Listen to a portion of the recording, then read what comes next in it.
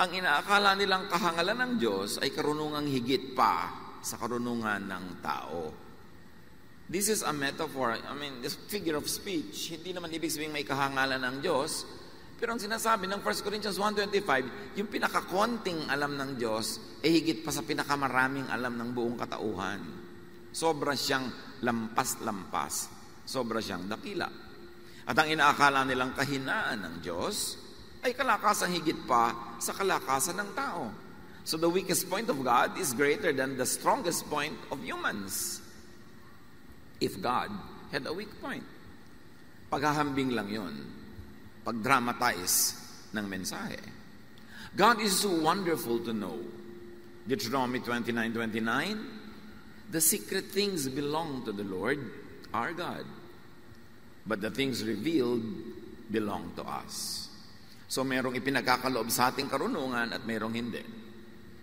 Napakakonti ng alam natin. What we know is little, what we do not know is immense. Kaya hindi pwedeng magyabang ang tao. Isaiah 55:8, ang sabi ni Yahweh, ang aking kaisipay hindi nyo kaisipan. At ang inyong kaparaanan ay hindi ko kaparaanan.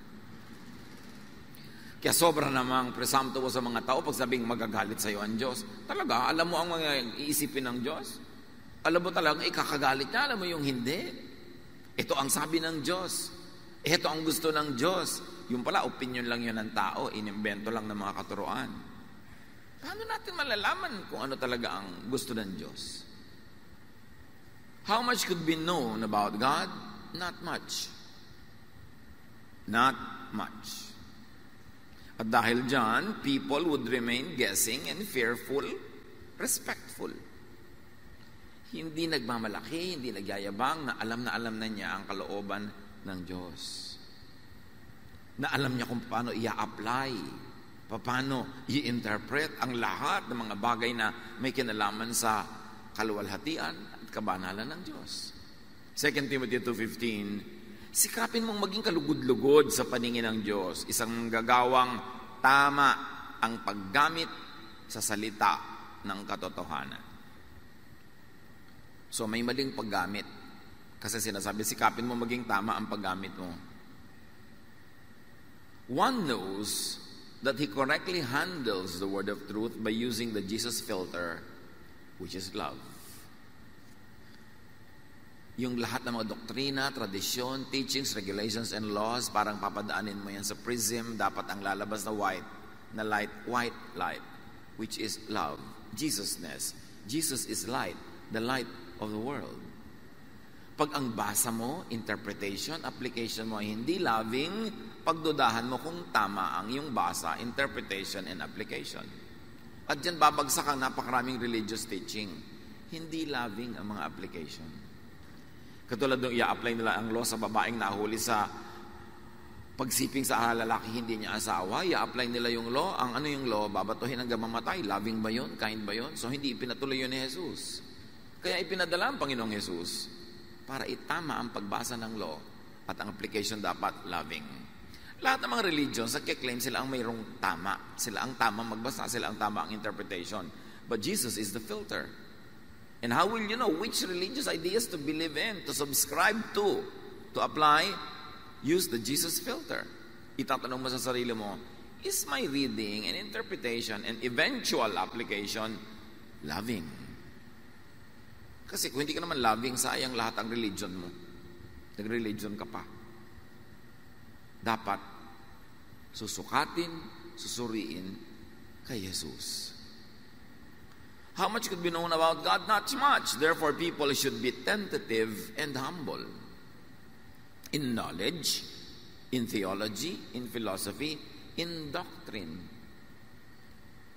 Mas pagtitiwalaan ko yung taong religious leader or teacher or advisor, tapos itatanong ko, mayroon po ba kayong alam na sagot sa lahat ng tanong ko? Mas pagtitiwalaan ko yung magsasabing, wala. Marami akong hindi alam, inaalam ko pa lang, inuunawa ko pa lang, wala akong maibibigay sa iyong napakaklaro at siguradong sagot. Mas katiwa-tiwala yung kasi merong alam ko. Doctrine, my doctrine is solid, it is right, it is perfect, it is never wrong. Mas magduda ako doon. Paano niya nagagap, nahuli ng buong buo ang kalooban ng Diyos? Tao lang siya. Mas kapanipaniwala yung humble sa pagtuturo, na ang trato niya sa mga tinuturuan, pinangungunahan ay fellow seekers. Imbes para siyang has arrived and has known everything.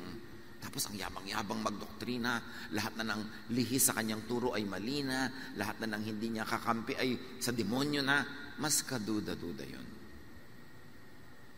1 Corinthians 13:9, si Paul na mismo ang nagsabi ha.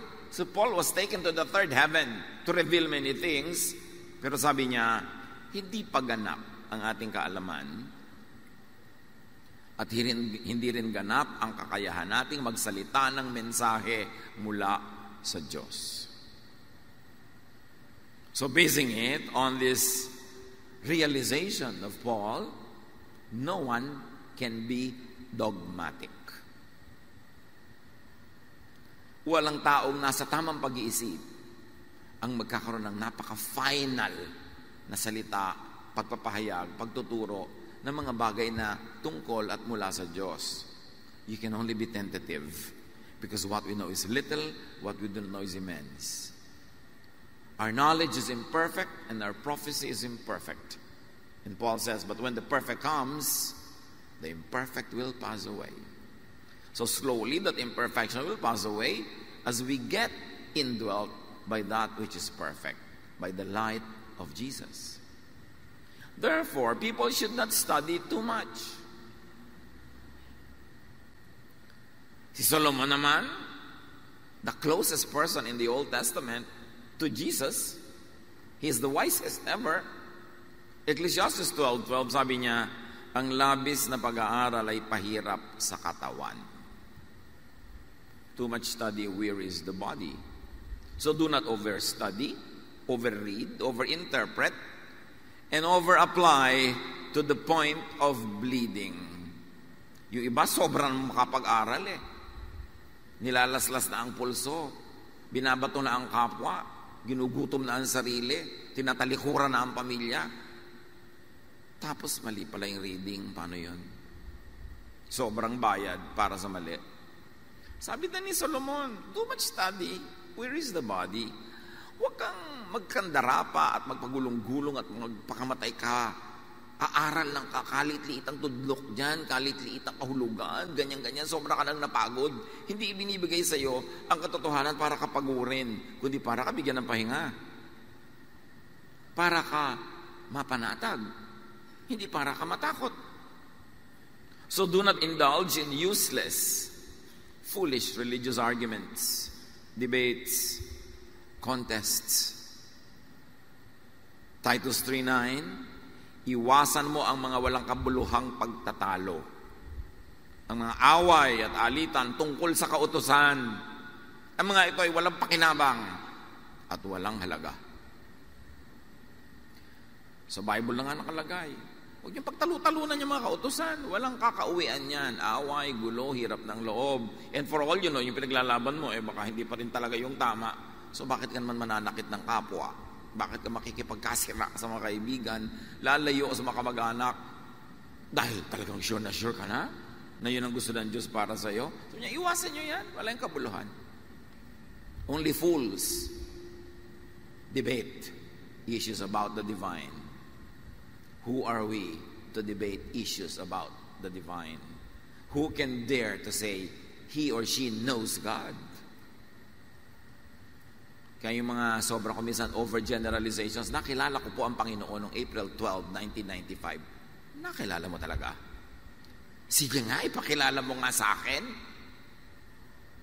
Baka pwede mo sabihin, nagsimula po akong magkaroon ng personal relationship at magsaliksik at mag-aral tungkol sa Diyos noong ganung petsa. Pero hindi mo pa nakilala. You have arrived. Kahit nga si Jesus and Jesus grew in wisdom, in stature, in favor with God and men. Nag-grow din siya. Hindi biglaan. Kasi ikaw nakilala mo talaga ang Diyos. Kasi may namemorya ka lang na 5 verses, inaway mo na lahat ng kapitbahay, kamag-anak, kaibigan. It's foolishness. Ang tamang paggalang sa Diyos, tamang pitagan sa Diyos ay magdahan-dahan ka sa pag-aakala mong alam mo. Hindi ka magiging sarili, mayabang, at mapagmataas. But how and by what could God be known? Paano nga ba? Saang paraan pwedeng makilala man lang unti-unti ang Diyos? God can be known through nature. Alam natin Diyos ang lumikha ng lahat ng kalikasan, lahat ng bagay na nasa ating paligid na likas. So, sa pagtingin mo sa nilikha, meron kang clue tungkol sa lumikha. Romans 1:20, mula pa nang likhain ng Diyos ang sanlibutan, ang kanyang likas na hindi nakikita, ang kanyang kapangyarihang walang hanggan, at ang kanyang pagka-Diyos ay maliwanag na inihahayag ng kanyang mga ginawa. So, susunod ka sa utos ng Diyos.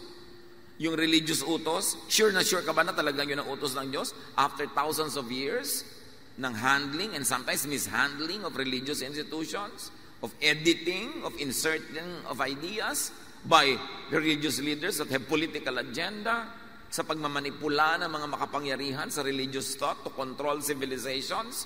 Gaano ka talaga pwede mag-rely sa tradition ng relihiyon? Pero yung nature, alam na alam mo. Pag may malaglag, gravity, Diyos ang lumikha niyan. Walang nakakapag-iba niyan all throughout time.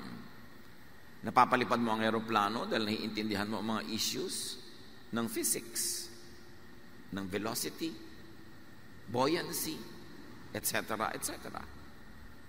So gusto mo talaga makilala ang Diyos, no scientific laws. Because science is behind nature and nature was created by God.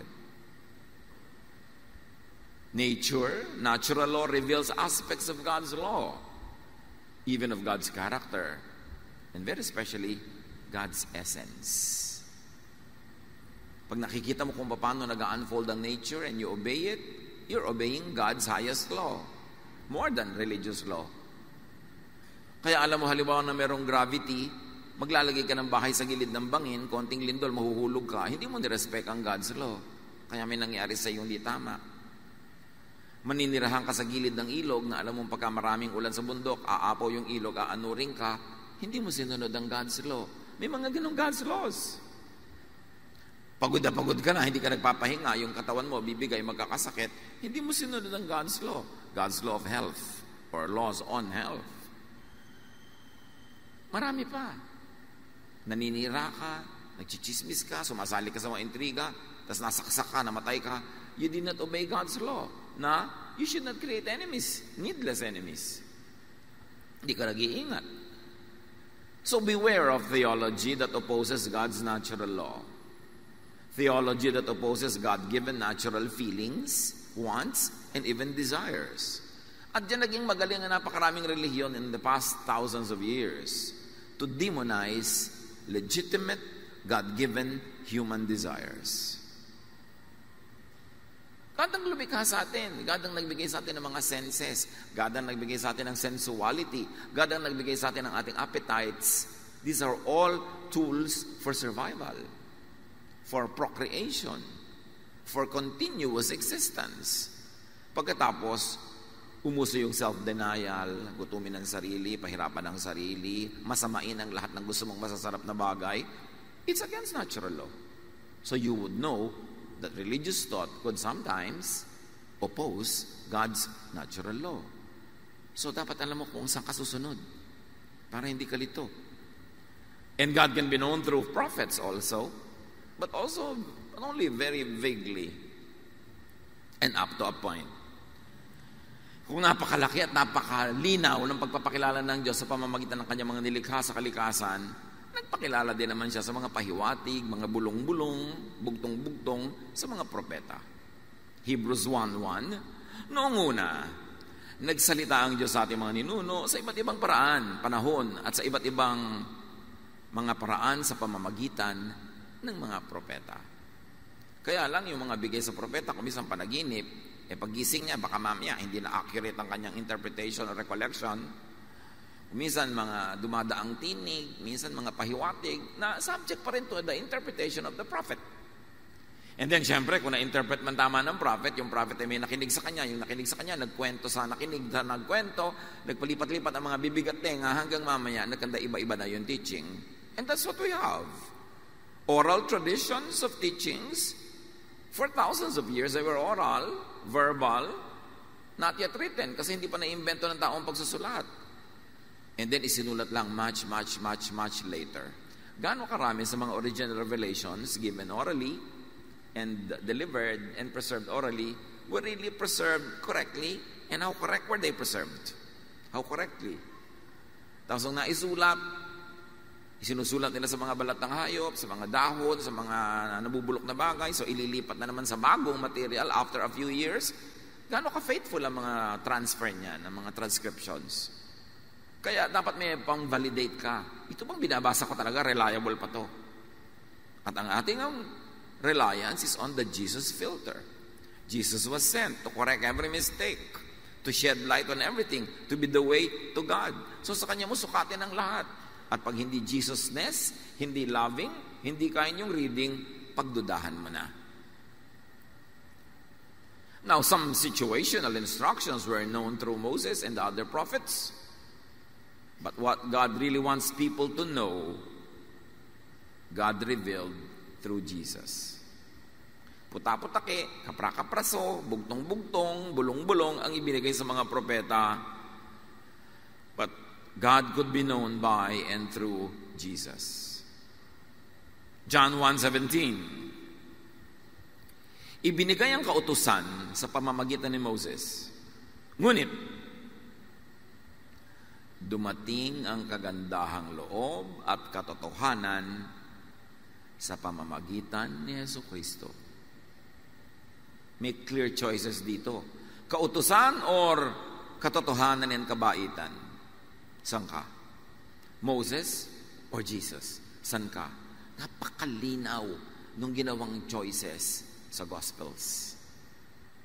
Kaya yung sobrang mga maka-Moses, maka-tradisyon, maka-temple, pinatay si Jesus.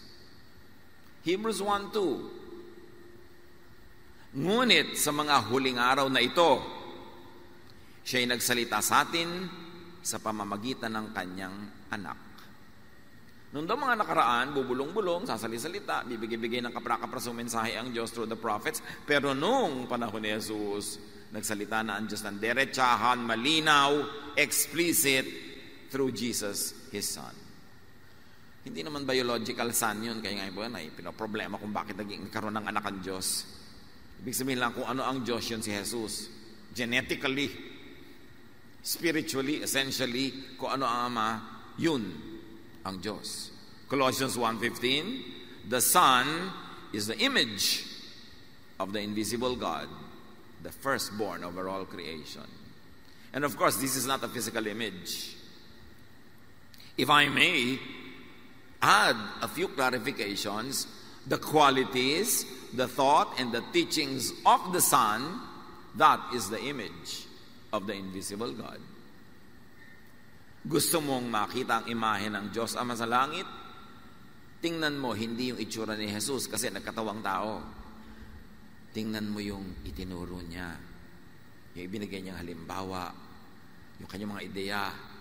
Yon ang perfect image of God that God wants revealed to us. I think hindi pa yun ang buong image ng God. Pero yung gusto niyang malaman natin, sapat na ipinaalam niya through Jesus. John 1:14, the Word, referring to Jesus, became a human being. The idea of God, the idea about God, the Word, became a human being and lived here with us. We saw His true glory, the glory of the only Son of the Father. From Him, all the kindness and all the truth of God have come down to us. So by saying from Him, ibig sabihin, all the others, hindi sila ang dinaanan ng kindness and all the truth of God, but Jesus. That's why dapat ng turo ng lahat ng religious people, lahat ng religion, lahat ng practices, padaanin kay Jesus because Jesus is the image of the invisible God. He is the measure of all things. But God and Jesus revealed only little on a need-to-know basis lang. Kahit si Jesus, ang image of the invisible God, hindi pa rin napakarami ng itinuro niya. Hindi pa rin kaya ng isip ng kanyang tinuruan. At hindi lahat ay ipinaunawa niya sa lahat ng tao. Yun ang hiwaga. Hindi niya ipinawagan kung bakit.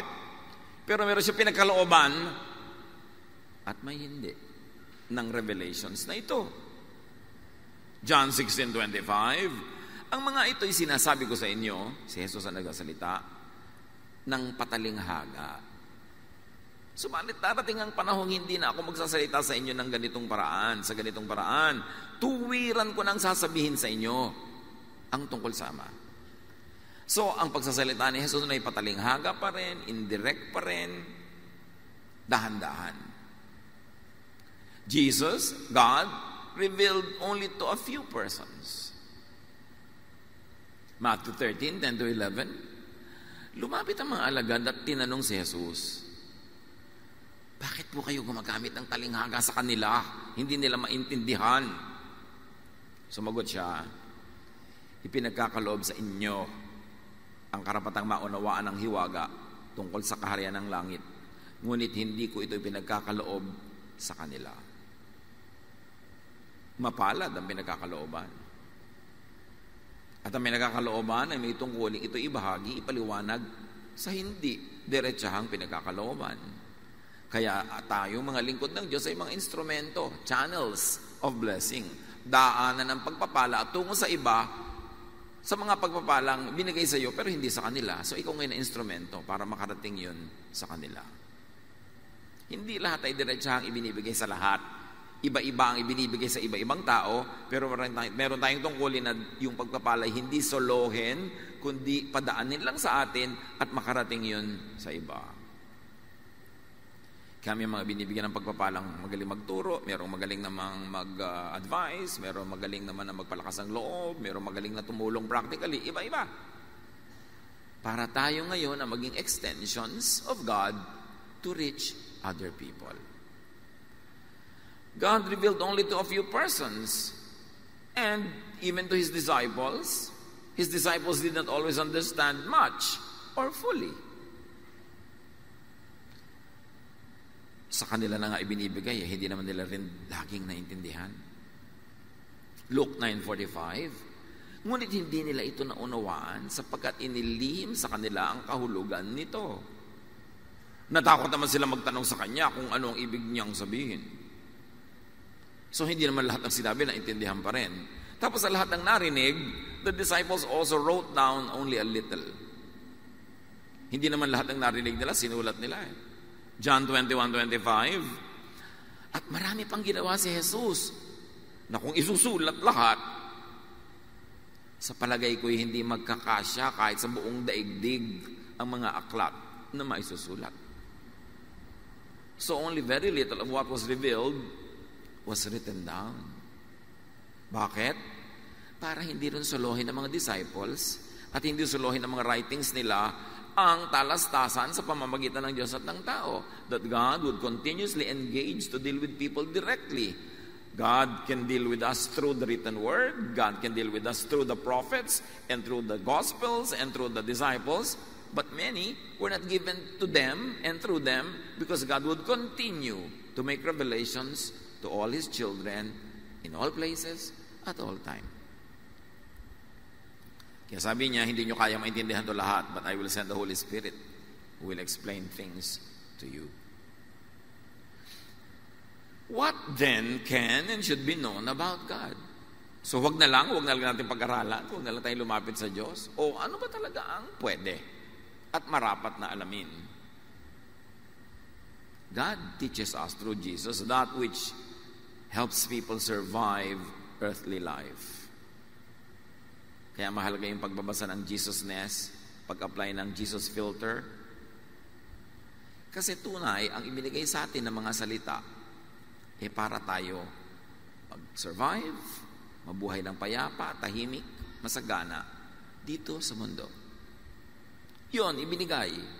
Kaya ang daming katuruan sa scripture na magtanim ka para ka umani, huwag ka magchismis, makipagmabutihan ka sa mga tao, mag-invest ka, mag-ipon ka tulad ng mga langgam. Ang daming katuruan. At yan ay ibinigay, hindi para sa kabilang buhay, para sa langit, kundi para dito. Concern kasi ng Diyos, yung maiksing panahon na ipinahiram niya para sa buhay dito sa lupa ay matamasa natin ang lahat ng pagpapalang inilaan niya at gusto niyang tanggapin natin.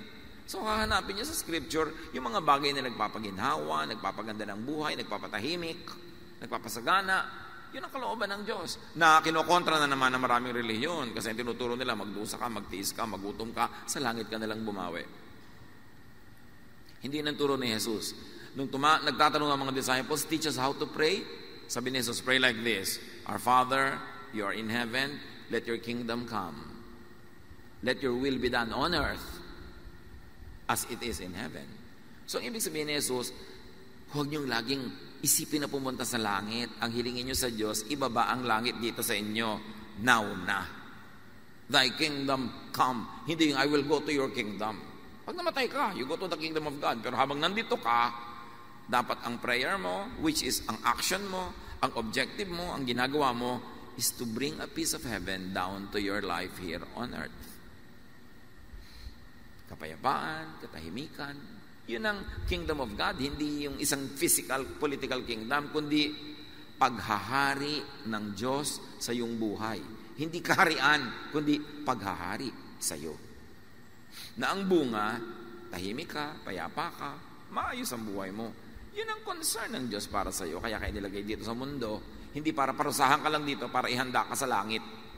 Hindi dapat hindi ka na tinanggal sa Kanya, nandun ka na lang forever, because our spirit came from God. And then it will go back to God. Ba't ka pa pinadala dito para lang parusahan? No. Para tamasahin mo in a physical way ang mga physical creation ng Diyos na hindi mo ma-enjoy in a physical way when you are in your spiritual body in a spiritual heaven. So dapat na-appreciate mo yung life here on earth. So what can be known about God? That which helps people find and follow God's laws into eternal life. So dalawa yon, here and there. And the way to eternal life is Jesus. The way to the kingdom of God is Jesus. The way to the kingship, lordship, reign, rule of God in our lives is to apply Jesusness. So alam mo pinagaharian ka ng Diyos, hindi ko alam mo lahat ng doktrina, hindi kung ikaw lang ang ligtas, kung ang yapang-yapang mo, hindi yon. Pinagaharian ka ng Diyos kung ikay maibigin. Because the kingdom of God and the rule of God is all about love and peace and rest. At ito sobra-sobra na natin pinapaulit-ulit. Siguro pag nag-quiz tayo ngayon, 100 downgrade yung lahat. Magdudugo na nga mga tenga nyo, kauulit ko ng love, di ba? Baka sabi nga ng iba, hey, ito ang message dito, love na naman. Kasi nga hindi natin naiintindihan kahit tayo paulit-ulit. Hanggang hindi ka pa loving, hindi ka pa tinatablan ng salita ng Diyos. Minsan nga baligtad pa yung talab nung nakapag-aral, yumabang pa, naging judgmental pa, naging separatist pa, naging self-righteous, di baligtad ang talab. Negative. Now, how not to know and teach about God is important to understand. Paano ba ang hindi dapat na paraan ng pagkilala sa Diyos at pagtuturo at pagpapakilala tungkol sa Diyos? By man-made doctrines that oversimplify God. Ayaw ng Diyos niyan. God doesn't like that. Itong gusto ng Diyos para sa iyo. Oversimplification lahat yan. Kasi yung mga sinasabi natin ayaw ng Diyos, kahit sa Bible, may mga instances na pinayagan niya, may instances na hindi. So alin doon? Hindi naman natin nakikita na iginagalang at minamahal din ng Diyos yung sitwasyon ng tao, kaya hindi laging ito para sa lahat ng panahon, lahat ng oras, lahat ng sitwasyon. Meron ding pag-a-adjust na ang ending dapat yung alin ba ang ikakabuti mo. Hindi napasama ka na sa pagsunod niya, napagod ka na, nagdugo ka na. Sabi, ano bang makakabuti sa iyo? Matthew 15:9, Jesus says about God, sabi ng Diyos, it is useless for you to worship me when you teach rules made up by humans. Sabi ng Diyos at nirepeat ni Jesus sa Israel, lalo sa mga leaders ng religion ng Israel, baliwala ang pagsamba nyo sa akin, kunwari, kung itinuturo nyo naman yung mga inimbento nyo lang na doktrina. So maraming imbento, kahit yung temple, kahit yung mga priest, kung hindi nga ba, sasabihin nyo ng Diyos at i-quote pa ni Jesus. Paano kung ang pinagkakahirapan mong sundin, imbento lang pala, di lugi ka naman. Kaya napakahalaga nga nung Jesus filter. How do you not know and teach about God? By over-particularized do's and don'ts. The kingdom of God is not about do's and don'ts. Don't wear this, don't eat that, don't sing this. Hindi ganon. The kingdom of God is about loving God and loving one another. Kumisa sa dami ng do's and don'ts, naging unloving ka na, baligtad ang effect. Colossians 2:20-21, namatay na ako na kasama ni Kristo at hindi na ako sakop ng mga alituntunin ng mundong ito.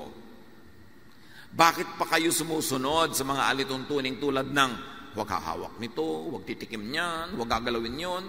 Ang mga ito'y utos at katuruan lamang ng tao. Sabi niya, kay Jesus na ako, tapos pinagbabawalan mo pa akong isuot ang gusto kong isuot, pinagbabawalan mo pa ako sa haba ng aking buhok, pinagbabawalan mo pa ako kung anong pwede kong kainin, saan ako pwede pumunta, sinong pwede kong pakinggan. Lahat yan, sabi niya, imbento ng tao. Para sarilinin, solohin nila ang control sa kanilang mga followers. Sabi, namatay na ako tulad ni Kristo. Namatay na ako sa control ng law. Nabuhay na ako tulad ni Kristo. I'm now free. Bakit mo na naman ako ipinapasa ilalim sa kutakot-takot at sangkatermang do's and don'ts? Very clear. How not to know God and teach about God? Not by exclusive religious franchise. Alam natin yung franchise. Pag franchise ka ng isang brand ng pagkain, ganito dapat ang timpla ng iyong juice, ganito dapat karami ang asin ng iyong hamburger, ganito dapat kahaba ang mga patatas na naglalawitan sa mga lalagyan, ganito dapat ang itsura ng uniform ng mga nagpapaserve, ganito dapat, ganun dapat. Yun ang franchise. But how do you not teach about God? By exclusive religious franchise. Yung nagsasabing, kami lang ang tama, lahat mali. Kami lang ang ligtas, wala nang iba. Yun ang mga exclusive. Paglabas sa amin mali, kolorum, evil. Pati mga disciples ni Jesus, guilty dyan sa franchise. Dahil sobra silang excited na malapit sila kay Jesus, nakakagawa sila ng mga himala dahil in-empower sila ni Jesus. Akala nila sila na lang ang anak ng Diyos. Mark 9:38-40, sinabi sa kanya ni Juan kay Jesus, Guro, nakakita po kami ng isang tao nagpapalaya sa mga demonyo sa pamamagitan ng inyong pangalan. Di ba dapat kami lang ang gagawa nun? Pinagbawalan namin siya dahil hindi natin siya kasamahan. Hindi siya member ng ating religion, ng ating sekta, ng ating grupo, ng ating department. Hindi sila pwede magpalayas ng masasamang espiritu sa ngalan nyo, kami lang. Ngunit sinabi ni Jesus, huwag ninyong pagbawalan, sapagkat ang taong gumagawa ng himala sa pamamagitan ng pangalan ko ay hindi magsasalita ng masama laban sa akin pagkatapos gawin ito. Sapagkat sino mang hindi laban sa atin ay panig sa atin. Nakita nyo kay Jesus, hindi lang kayo ha. Ano, lagi ko lang kayong kasama, inisip nyo, kayo na lang? Sabi niya, I have other sheep that are not of this fold. Maraming anak ang Diyos sa lahat ng lugar, hindi lang yung nasa Israel, hindi lang yung member ng grupo natin. Walang limitasyon ang Diyos, hindi siya nababakura ng relihiyon, hindi siya naaari ng anumang religious group or franchise. God will bless whom He likes to bless, God will reveal to whoever He likes to reveal, and God will save whoever He likes to save. It's not only through one specific group. And yet, lahat ng claim to fame ng halos lahat ng religion, sila lang ang tama, sa kanila lang dadaan ang kaligtasan, at pag wala ka sa kanila, di ka maliligtas. Jesus says, sa inyo na invento yan. Sinosolo nyo ang langit? Kayo lang ang may lisensya? Wow! Sabi ni Jesus, no. Pag nagtuturo, nagpapalayas ng espiritu, ibig sabihin nagpapalaya, trabaho ko yan, kahit hindi through you. So ang tunay na dinadapuan ng katotohanan ng Diyos through Christ, will treat fellow searchers with respect, with consideration, and in humility. Walang kami lang. Walang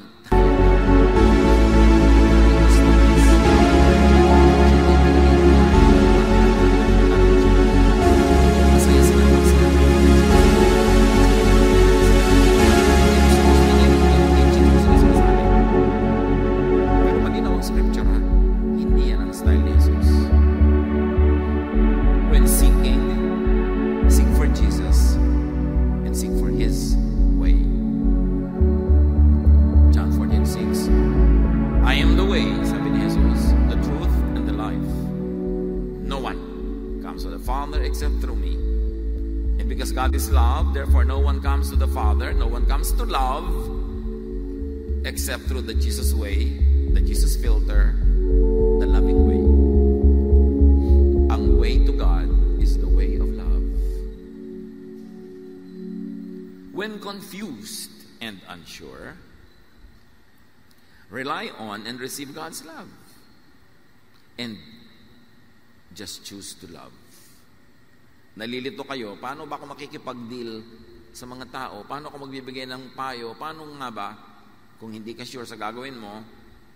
Just love. 1 John 4:7, mag-ibigan tayo sapagkat mula sa Diyos ang pag-ibig. Ang bawat umiibig ay anak ng Diyos at kumikilala sa Diyos. Hindi sinasabing ang bawat miyembro ng ganung relihiyon, ang nagpabautismo sa ganitong style, ang bawat, kahit sino, umiibig ay anak ng Diyos. So maraming anak ang Diyos na wala sa loob ng religion mo. Nasa iba. Baka nga wala pa silang religious label. Pero pag umiibig, anak ng Diyos. Pero kahit gaano ka-strong ang religious identity and identification, pag hindi maibigin, hindi anak ng Diyos. So itanong mo sa katabi mo, kaninong anak? Sagutin niyo. Pag hindi anak ng Diyos, anak ni, alam mo na, pero religyoso. Sa ulo lahat ng verses.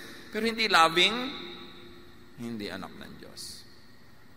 Huwag tayo magpaloko sa mga teaching.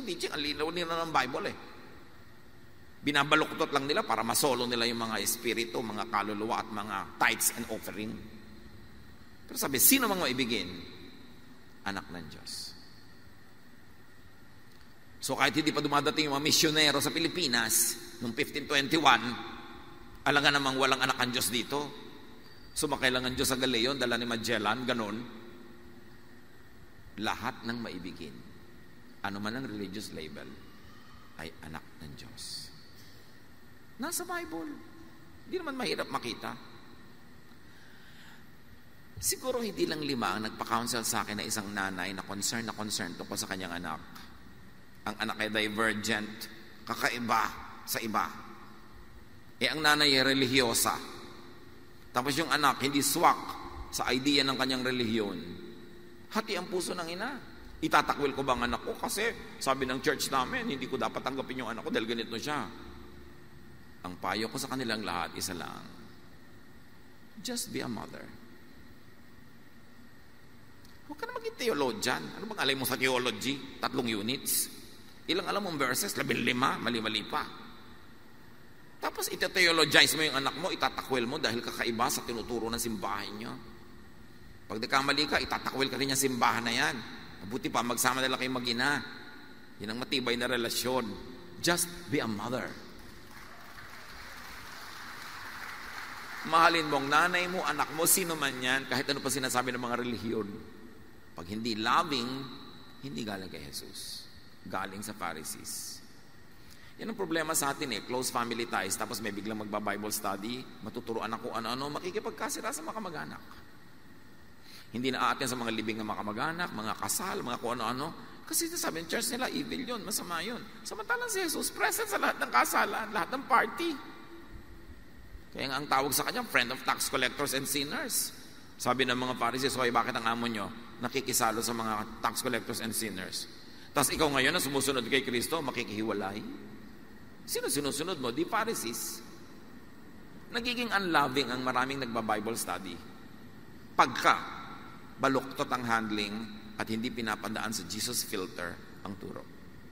Nagiging makasarili, sectarian, nagiging dogmatic, separatist, nagiging self-righteous, and judgmental. Lahat yan ay anti-Jesus. 1 Corinthians 13:3. And now these three remain. Faith, dakila yan. Hope, dakila yan. Love, but the greatest of these is love. Can you imagine that love is even greater than faith? That when you are loving, daig mo pa yung may faith. Yun ang highest level of faith. To be loving. And true love is inclusive. It is unconditional and not judgmental. Daig niyan yung faith. Daig niyan yung doctrine. 1 Peter 4:8, love covers over a multitude of sins. Ang pagmamahal ay pumapawi ng maraming kasalanan. Tulad ng mahal tayo ng Diyos through Jesus, napawi ang ating kasalanan. So kung mahal mo ang isang tao, mahal mo ang iiral, talsik, talbog, burado ang mga kasalanan niya sa tingin mo. Kasi love mo ang mangingibabaw. Love is the greatest commandment. It is the greatest doctrine of all. Kaya lagi nang gagalaiting, doctrine, doctrine. Loving ka ba? Mark 12:28-31. One of the teachers of the law asked him, meaning Jesus, of all the commandments, which is the most important? The most important one, answered Jesus, is this: love the Lord your God with all your heart, and with all your soul, and with all your mind, and with all your strength. So physical, mental, spiritual, love yan. Lahat-lahat na. The second is this: love your neighbor as yourself. There is no commandment greater than this. At yung neighbor na yon, hindi lang kapitbahay mo next door. Pag Israel ang kausap, ibig sabihin neighbor, Gentiles. Neighboring country, neighboring community, neighboring culture. Sabi niya, love your neighbor as yourself. Wala nang hihigit pang kabanalan kesa dyan sa maging maibigin ka. Pupunta ka sa church, may nadaanan kang may aksidente, nagugutom, tinulungan mo, na-late ka na tuloy sa church, that is greater than being present, tapos hindi ka naman loving. Love is the greatest. And yet, I see many religious people who have been blinded by doctrinal teaching na kahit may sakit yung kamag-anak, iniiwan sa bahay para magsimba siya. Ha? Ba't di mo alagaan yung nanay mo? Simba yan. Sumimbak na lang sa ibang araw pag gumaling na siya. O pag meron ka ng kahalili sa pag-aalaga, tsaka ka sumimba. Pero yung nanay, iiwan ko po kayo kasi Sunday po ngayon and this is the day of the Lord. Eh anong Lord yan? Papaiwan ako sa'yo? Eh nung ipinanganak ka kita, hindi kita iniwan nung nalaglag ka bigla nung naglalakad ako. Hinalagaan kita, tapos ngayon, nakakuha ka ng religion, iiwan-iwan mo ako. Anong klaseng religion yan? Hindi naman laging physical presence sa mga religious activities ang mahalaga, kundi saan mo dinadala ang iyong lakas, ang iyong pag-ibig, ang iyong tulong. Napakahalaga ng fellowship. Sabi sa Bible, do not neglect being together, to learn together, to study together, worship together. Pero sometimes your schedule requires that your body be present in somewhere, in a place where you are needed. Be there. And make up ka na lang. Another time. Next time. Pero huwag mong idadahilan ng pagsisimba para hindi ka maging loving and caring for others. Kindness is high religion. Kaya si Jesus, sabi niya, sa pagdarating ng panahon, pag naguhusga na ang Ama, sabi niya, kayong mga mababait, ali kayo, may premyo kayo. May ganun. Nakakulong ako, dinalaw niyo ako, may sakit ako, ginamot niyo ako, nagiginawa ko, dinamitan niyo ako. At sabi ng mga tao, kailan naman po namin ginawa yun? Hindi naman namin ginawa yun. Sabi, lahat ng ginawa mo sa mga taong nangangailangan yan, tinuturing kong ginawa mo sa akin. Kaya halika, narito ang iyong gantimpala. At sabi pa sa Bible, high religion is this: visit orphans and widows and help those who are sick. To help people who are in distress. Yun ang high religion. Kabaitan, kabutihan, no matter the religious label. Love is the distinction of the Jesus believer. Not the verses that they know, not the version of the verses that they know, not how they wear clothes, not what they do, but how they love others. John 13:34-35. Isang bagong utos ang ibinibigay ko sa inyo ngayon. Magmahalan kayo. Kung paano ko kayo minahal, gayon din naman, magmahalan kayo. Kung kayo ay may pagmamahal sa isa't isa, makikilala ng lahat na kayo mga alagad ko. So paano doon nakikilala mga tunay na alagad ni Jesus? Nagmamahalan. Hindi sa mga religious pronouncements, hindi sa mga kasuotan, pag nagmamahalan. Kaya iba very, very obviously enamored with distinctives. Ano bang ating distinctives? Ang distinctive ng mga anak ng Diyos, love. Hindi verses. Hindi mga uniform, mga regulation. Ano ba dapat nating isuot? Anong pwede nating kantahin? No, love. Tapos makikita mo kumisa sa mga churches, statement of faith. Nakakwadro pa. Itong pininiwalaan namin. Ibig sabihin, pag hindi ka naniniwala dito, chupi, puwera ka dito. No, but the statement of faith of the people of God is love. Kaya nga kung may statement of faith ng church, sa kakwadro, dapat nakalagay lang doon, drawing ng puso. Love. Ito kami. Sabi ng mga tao, attend ako sa inyo, pero ano ba pininiwalaan nyo? Mo love. Ano paniniwala nyo tungkol sa bautismo, tungkol sa suot, tungkol sa buhok, tungkol sa dinuguan? Love ang pininiwalaan namin. Yung mga yan, nakasubsume doon. Pag hindi loving ang reading and application, hindi na yan ipinagbabakbakan dito. We don't kill or die for it. Because the greatest distinction of the people of God is love. And this distinctive should not be exclusive, but inclusive. Pag doctrinal yung distinctive mo, exclusive agad yun eh. Kayo lang tama, mali yung iba, puwera sila, kayo lang kasali. But God is love. It is useless to speak, to know, and to do anything outside of love. 1 John 4:20. Ang nagsasabing iniibig ko ang Diyos, subalit napupuot naman sa kanyang kapatid, ay sinungaling. Iniibig mo ang Diyos, as wala kayong pinag-usapan, kundi kapintasan ng mga ibang religious groups.